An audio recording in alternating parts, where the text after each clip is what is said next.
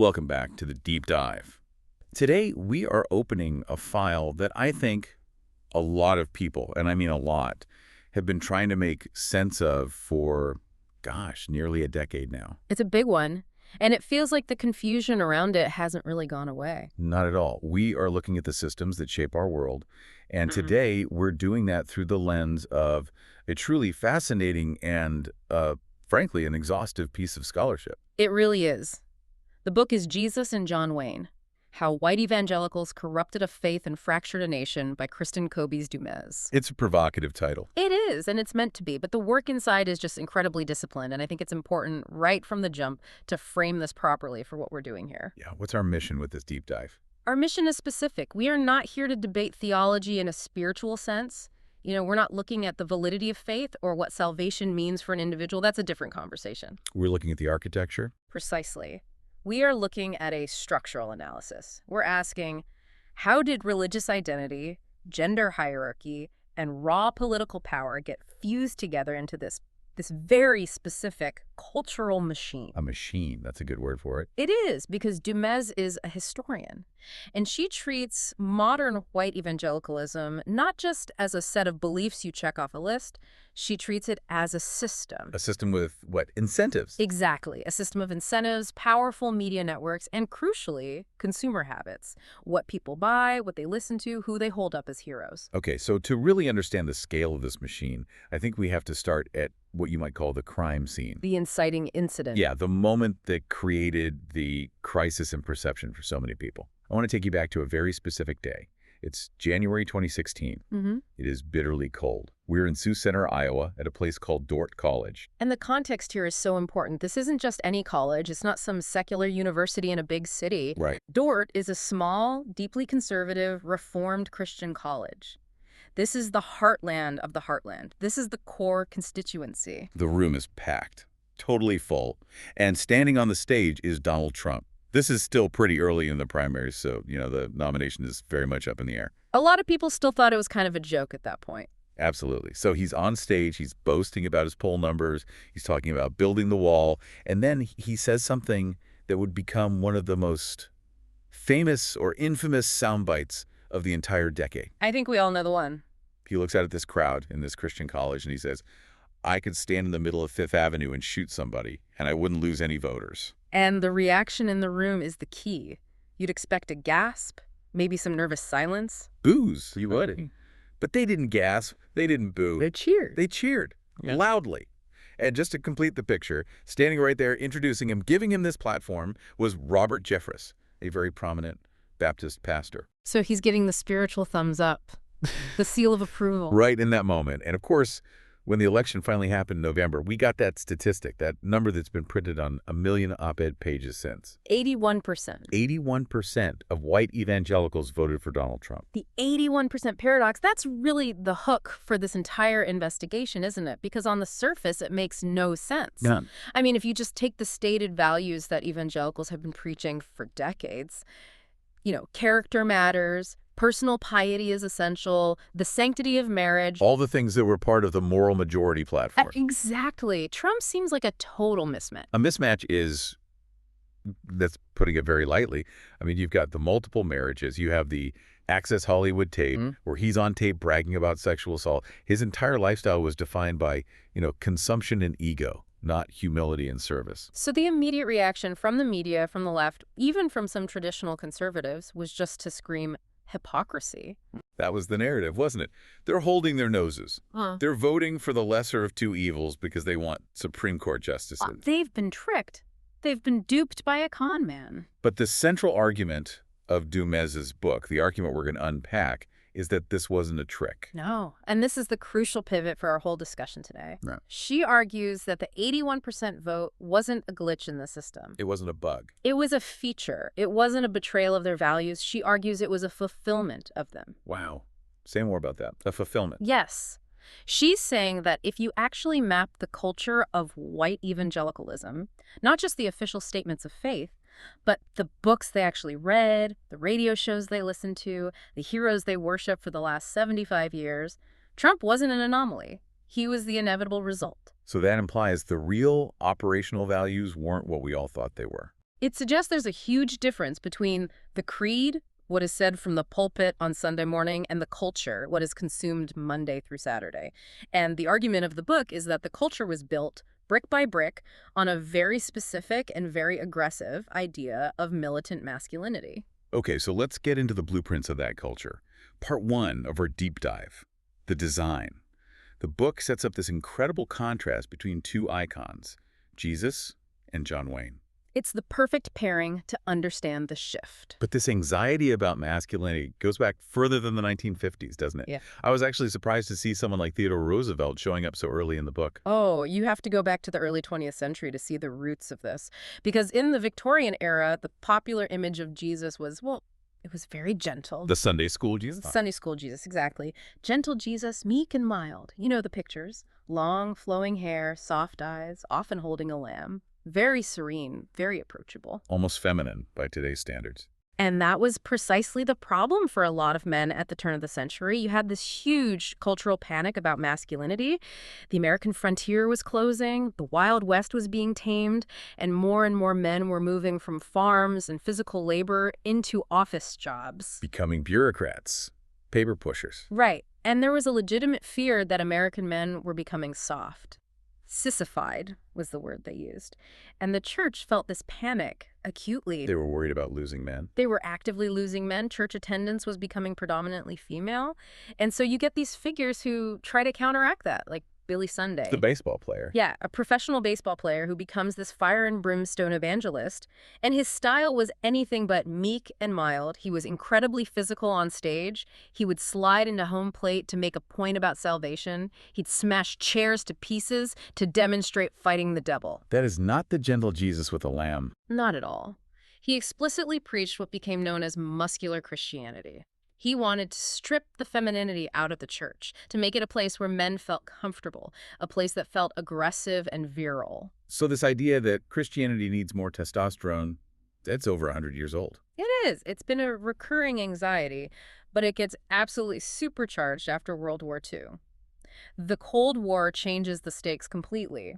So. Because now, you aren't just worried about men being soft because it's, a bit embarrassing. You're worried about men being soft because communism will win. The threat is existential. The Red Scare. It was everything. And this is where you see the theology get actively reshaped by the politics of the moment. And the titan here, the central figure, is Billy Graham. America's pastor. For decades. And he wasn't just preaching the gospel of personal salvation. He was explicitly linking the security of the American nation directly to the structure of the American family. Okay, walk us through that chain of logic.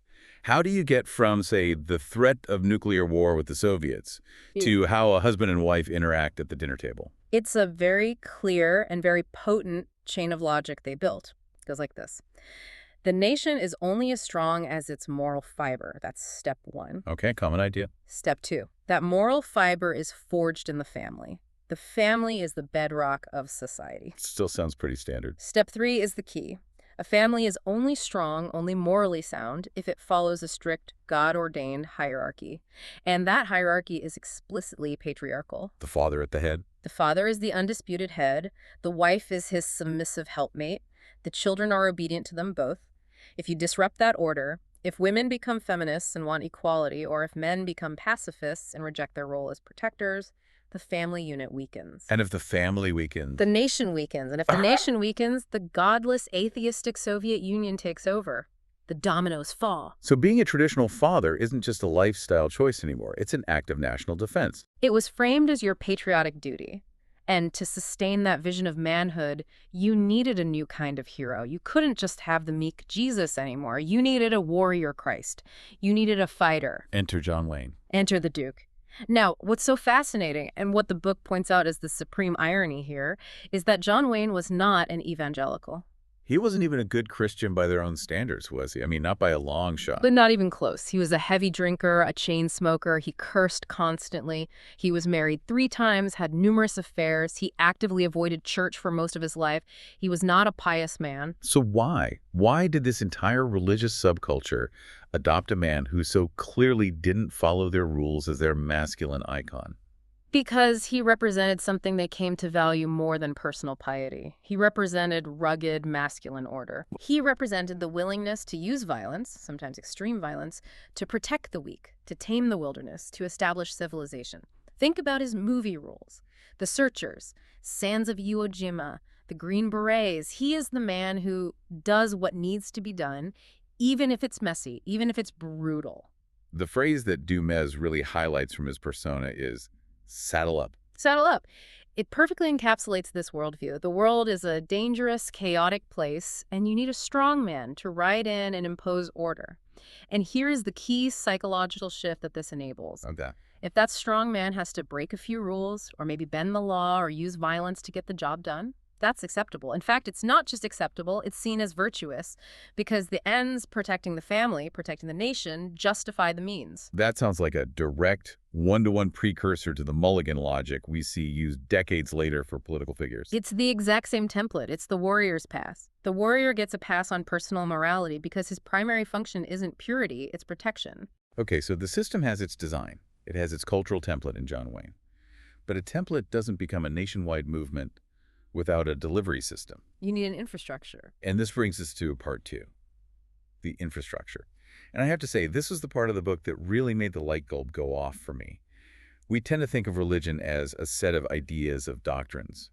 But Du Mez argues, no, you have to look at it as a market. A massive consumer economy. And I want to be clear, that's not a cynical take.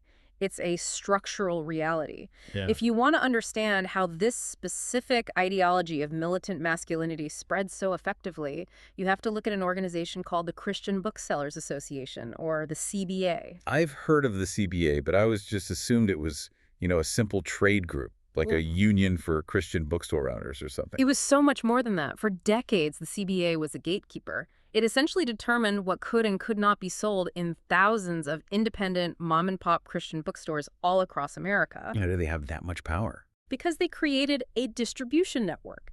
And to get your book into that network, it had to be deemed CBA safe. Safe for the whole family. I can see the sticker now. Exactly. But safe meant very specific things. It meant upholding traditional patriarchal gender roles. It meant unwavering American patriotism. It meant a pro-military stance. It meant no messy theology that questioned the status quo or introduced doubt. So what happened if an author wanted to write a book that went against that? Say, a book questioning the Vietnam War from a Christian perspective or suggesting a more egalitarian marriage model. The distributors just wouldn't carry it. And if the distributors wouldn't carry it, the big Christian publishers wouldn't print it because there was no market for it. So the economic incentives began to actively shape the theology being produced. So it's not just that pastors were deciding what to preach. The market was deciding what was acceptable theology to even publish. That is the crucial insight of this whole section.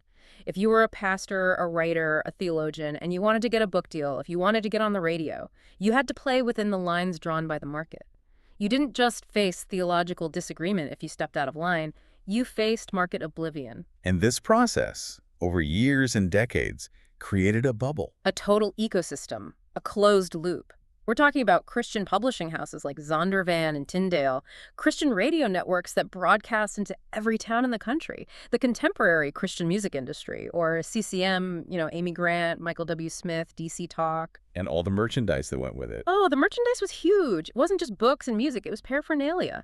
Du Mez talks about things like testaments, peppermints with Bible verses on the wrapper, T-shirts with Christian slogans, "What would Jesus do?" bracelets, home decor with scripture on it. I definitely remember the Jesus is my boss, coffee mugs, and the little fish symbol on the back of cars. All of it. It created what Du Mez calls a sanctified consumer space. You could, if you wanted to, live your entire life within this bubble. You could wake up to a Christian radio station, drive to work listening to James Dobson, read a Christian book on your lunch break, listen to CCM on the way home, and watch a Christian TV special in the evening. And this creates a powerful feedback loop, right? The leaders, the pastors, the authors, the radio hosts, they have to sell their product to this market. They do, which means they have to cater to the market's tastes. Mm-hmm. And the market has been conditioned to want a certain product, a message of strength, order, patriotism, and traditional family structures. So the people in the pews weren't just passively receiving doctrine from on high. They were active consumers, voting with their dollars every single day. And their power as consumers was often more influential than the power of their local pulpit. This is a key point. The book argues that many evangelicals were learning more about how to actually live their lives, how to be a husband, how to raise your kids, how to vote from James Dobson's radio show, Focus on the Family, during their daily commute than they were from their local pastor on a Sunday morning. The parachurch organizations became the primary teachers. They became the arbiters of the culture. They had the reach, the media platform, and the economic muscle that a local church just couldn't compete with. So let's talk about what they were teaching, because this massive infrastructure wasn't just selling coffee mugs. It was delivering a very specific and very rigid message about authority. This is part 3, the architecture of authority. And if we're talking about a rigid architecture of authority, the central pillar here is the hierarchy of the family. And to understand that, we have to talk about a man named Bill Gothard. Gothard is a name that I feel like is whispered about a lot now in the aftermath of scandals. But maybe people listening don't realize just how big he was in his heyday. He was massive, utterly massive. He founded something called the Institute in Basic Life Principles. And in the 1970s and 80s, he wasn't just renting out church halls. He was filling civic arenas, coliseums. For what? Concerts? Seminars. Week-long seminars. We are talking about tens of thousands of people at a time, flying in from all over the country, paying money to sit in a stadium for days on end, taking notes while he lectured. What was the core teaching that was so compelling? It was a system, a total system for life. And he used a visual aid that became absolutely iconic for his followers, the umbrella of protection. Okay, break that down. The umbrella. You would draw it out. The idea was that God established a chain of command for our protection. At the very top, you have God. Under God's authority is the government or your employer. Under that authority is the husband. Under the husband's authority is the wife. And at the bottom, under the wife's authority, are the children. So it's a pyramid. A strict top-down pyramid. He taught that the father is the umbrella of spiritual protection for the family. As long as everyone stays under their designated authority, the wife submits to the husband, the children obey the parents, the whole family is protected by God from Satan, from the world, from chaos. But if you step out from under that umbrella, you are on your own. You are unprotected. You are actively inviting destruction and spiritual attack into your life. So this wasn't just, some helpful marriage advice. It was framed as a spiritual command with dire consequences. And notice the structure there. A wife doesn't appeal to God directly over her husband. She has to go through the husband. That was explicit. The husband was her immediate authority, a proxy for God's authority in her life. To question him was to question God's divine order. It makes questioning authority a moral failing, not just a disagreement. And this idea wasn't just confined to Gothard's seminars. James Dobson, who we mentioned, mainlined this kind of thinking into the broader evangelical culture through his radio show. Dobson was arguably even more influential in the long run because of his daily media presence. He reached millions every single day. And he promoted what became known as the strict father model of the family. This came from his book, right? Dare to Discipline. Yes, which sold millions of copies. He was a huge advocate for corporal punishment, for spanking, and he believed, much like Gothard, that the father had to be the ultimate, unquestioned decision-maker in the home in order to maintain order and raise godly children. And this brings us to the political dimension of the family.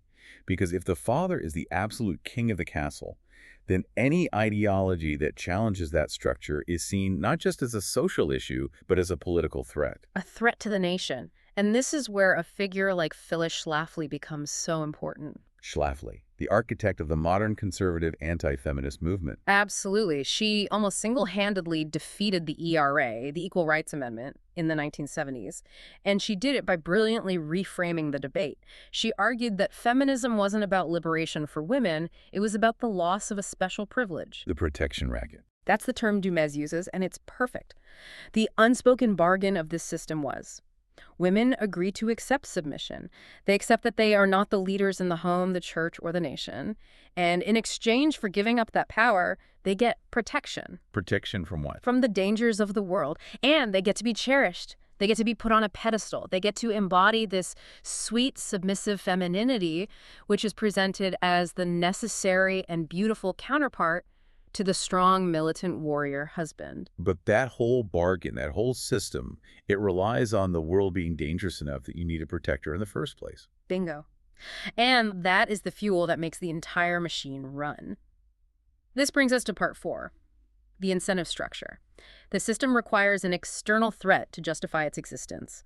If there is no dragon, you don't need a dragon slayer. You don't need a knight in shining armor if the kingdom is at peace. So the system has an incentive to keep finding new dragons. It has to. It's a structural necessity. And you can see the evolution of the designated enemy so clearly as you look through the decades. Okay, let's trace that. We started in the 50s and 60s with the clear enemy, global communism. Right, the Soviet Union, a huge, terrifying, atheistic empire. It was the perfect foil.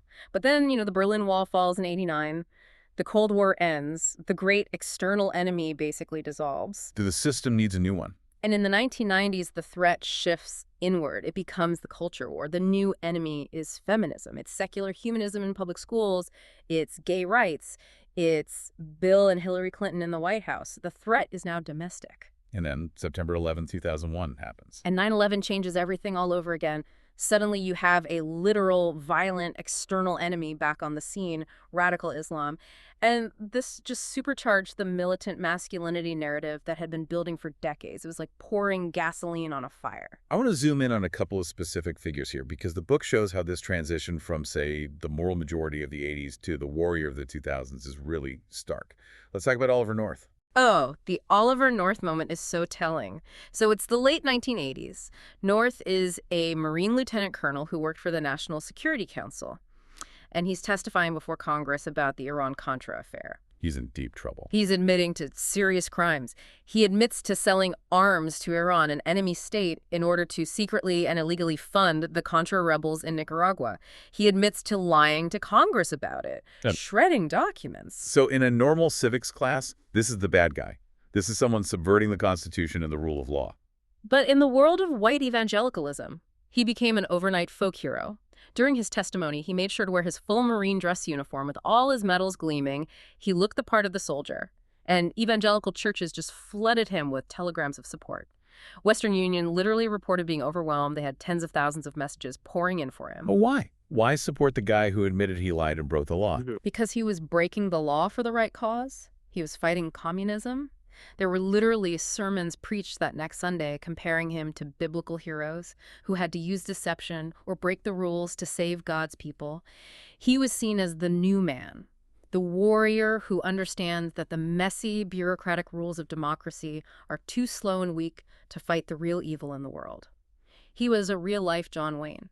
That really feels like a pivotal moment where the definition of character stopped meaning honesty or integrity and started meaning toughness and willingness to fight. It's a huge shift, absolutely. And then in the 90s and 2000s, this idea gets codified and popularized in the Christian market through books like Wild at Heart by John Eldredge. Oh, that book was everywhere. I remember that cover. It was very rustic, very outdoorsy, looked like an L.L. Bean catalog. It sold millions and millions of copies. It was inescapable in Christian circles.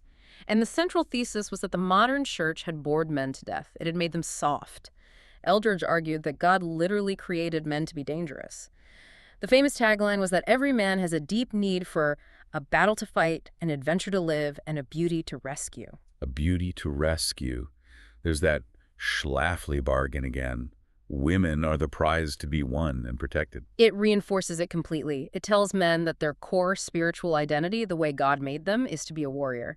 And then you get the most extreme version of this with a pastor like Mark Driscoll and his Mars Hill megachurch in Seattle. Driscoll was aggressive. That's probably the most charitable word for it. He was the ultimate fighting pastor. Right. He built his entire brand on being combative. He explicitly rejected the soft, effeminate Jesus. He had a very famous line, and this sentiment was central to his ministry, where he said, "I cannot worship a guy I can beat up." Wow. Just think about the theological implication of that statement for a second. If the central image of Jesus in the New Testament is the suffering servant, the man who willingly allowed himself to be beaten and crucified, Driscoll is saying he can't worship that. He can't. He wants a Jesus who, in his own crude words, can't charge hell with a Kleenex.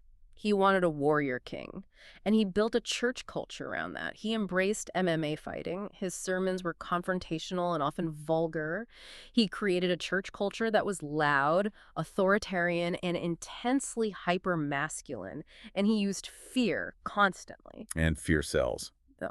Which brings us to this really dark corner of the infrastructure that the book details, the ex-terrorist speaking industry that popped up after 9/11. This is a really disturbing chapter. After 9/11, a speaker circuit emerged. It featured men figures like Kamal Salim or Ergun Caner, who claimed to be former high-level PLO fighters or jihadists who had converted to Christianity. And they would tour churches. They would tour megachurches all across the country, telling these gruesome, terrifying, and often graphic stories about their past lives, how they used to plot to kill Americans, how they were trained in terror camps, and how Islam is a secret plot to destroy the West from within. And it turns out a lot of these stories were exaggerated, to say the least. In some cases, they were total fabrications. Investigative journalists found that Caner, for example, had fabricated huge parts of his background. He grew up in Ohio, not Turkey. But before they were debunked, these guys sold millions of dollars in books and speaking fees. Why were they so popular? Because they validated the fear. They told the congregation exactly what the system needed them to hear. The barbarians are at the gate. Everything you love is under attack. You need a warrior. You need to be tough. You need to support aggressive policies to stop them. And when you're in that mindset, when you believe you are in a literal war for the survival of civilization, you stop caring about the personal morality of your generals. You can't afford to. Which leads us directly to part 5, the protection racket in practice. This is where we see the real human cost of the system. The book details how this warrior framework wasn't just used against external enemies, but was also used to protect the system's own leaders and cover up abuse within the church itself. It's the inevitable outcome of this logic. We're talking about powerful figures like Paige Patterson, who was a titan in the Southern Baptist Convention. Patterson was one of the key architects of the conservative resurgence in the SBC, right? He helped purge all the moderates and liberals from their seminaries. He was a theological brawler, a fighter. He was revered for it. But then, years later, serious allegations arose that he had systematically mishandled reports of sexual abuse, that he had told women to stay with their abusive husbands and just pray harder, that he had failed to report known rapists to the police. And what was the institution's response? The initial instinct of the institution was to circle the wagons, to protect him. It's what we call the great men defense. Break down the logic of that defense for us. The logic goes like this. Yes, maybe he made some mistakes. Maybe he's a little rough around the edges. But look at all the good he's done. He is a general in the Lord's army. He helped save the denomination from liberalism. He has saved thousands of souls. He is on the front lines fighting the enemy for us.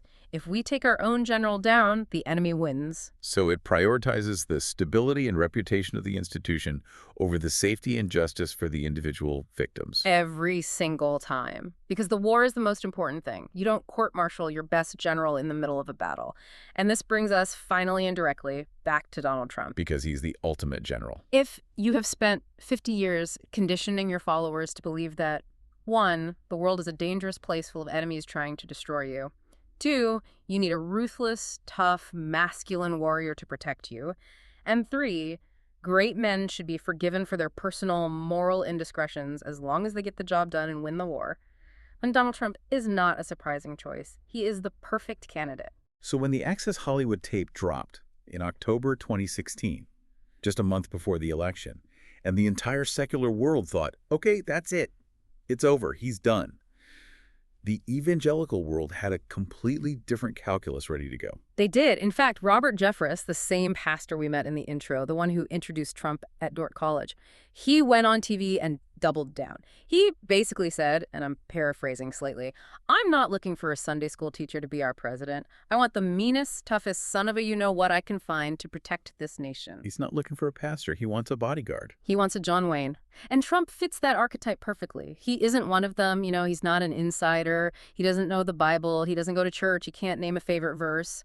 But that doesn't matter. What matters is that he shares their enemies. He hates the liberals, he hates the media, he attacks immigrants and secularists, and he promises, above all else, to fight for them and destroy their enemies. That really clarifies the transactional nature of the support. It isn't blind love or admiration for his piety, it's a contract. It's a protection racket, plain and simple. The deal was, I, Donald Trump, will give you Supreme Court justices, political power, and protection from your cultural enemies. In return, you will give me your vote and your unwavering loyalty, no matter what I say or do. And the voters overwhelmingly accepted that deal. They did because their cultural conditioning over decades had prepared them for exactly this kind of leader and exactly this kind of bargain. So this brings us to the present. Part 6, persistence. This isn't just a history lesson about the 20th century. Du Mez argues this is the current operating system. It is absolutely the current system, and you can see it in the cultural manifestations that have become popular in the last decade or so. I mean, look at a show like Duck Dynasty. The Robertson family, yeah, they were a cultural phenomenon. A massive phenomenon within this world, and if you break it down, you have to ask why. Because they hit every single button of this culture perfectly. Let's list them. Unapologetically masculine. Check. Heavily armed, constant talk of guns and hunting. Check. Camouflage as a daily uniform. Rural. Anti-intellectual. Check, check, check. But also, and this is key, they were successful capitalists. They were wealthy business owners. They blended that Walmart-style consumerism with the rugged warrior religious identity. It was like Pilgrim's Progress in camo. And this framework, this analysis, it completely solves the crisis in perception we started with. That 81% statistic isn't some unsolvable mystery anymore. Not at all. It's the solution to the equation. When you add up 75 years of Cold War fear, plus the top-down patriarchal authority structure, plus the consumer market that systematically filters out all dissent, and you multiply that by the decades of hero-worshipping the strongman archetype, the sum total is the 2016 Trump vote. So it wasn't hold your nose vote for most of them. The book's argument is, for the core of that base, no. It was a vote for the culmination of everything they had been taught to value. They wanted a protector. They wanted a warrior. They wanted a patriarch to restore order. Donald Trump walked onto that stage in Iowa and delivered the perfect aesthetic of the strongman that the system had been cultivating since the 1950s. You know, this framing fundamentally changes how we have to look at the political and cultural landscape. It means you can't just fact-check this movement into submission. No. You can't just quote Bible verses about kindness and turning the other cheek and expect that to dismantle a cultural machine that's been built on fear and aggression for 3 generations. You can't, because the book argues the theology is actually downstream from the culture. The operational theology, what people actually believe and act on day to day, is based on self-defense, on fighting, on protecting the tribe, not on loving your enemy. So where does this leave us as we wrap up this deep dive? What is the final overarching takeaway from Du Mez's structural analysis? I think the most provocative thought, the one that you're left with at the end of the book, is about the long-term sustainability of this entire system. How so? Well, if your entire identity, your entire structure of authority, your entire media and market ecosystem is built on the need for a battle, if it relies on having a constant existential enemy to fight, can it ever actually exist in peace? That is the big question, isn't it? If the dragon is ever slain, do you have to go out and invent a new one just to justify keeping all your armor and weapons? History, as laid out in this book, suggests the answer is yes. The system requires conflict to survive. If the threat narrative disappears, the incentive structure falls apart and the authority of the leaders collapses. So the threat must be maintained. The culture war must be perpetual. That is a very sobering thought to end on. We have covered a massive amount of ground here, from Billy Sunday and muscular Christianity to Billy Graham and the Cold War, from John Wayne in the movies to Donald Trump on the debate stage. But there is just so much more granular detail in the book itself. Oh, we've really only sketched the broadest outlines. Du Mez's book is so dense with names, dates, specific quotes, and deep archival research. Yeah. If you really want to see the receipts, the specific memos from publishers, the sales figures for these books, the transcripts from the radio shows, you really need to read Jesus and John Wayne. It feels like a crucial text for anyone who wants to understand the systems shaping our world today, regardless of your own political or religious background. Thanks for taking this deep dive with us. It's always a pleasure. We'll see you next time.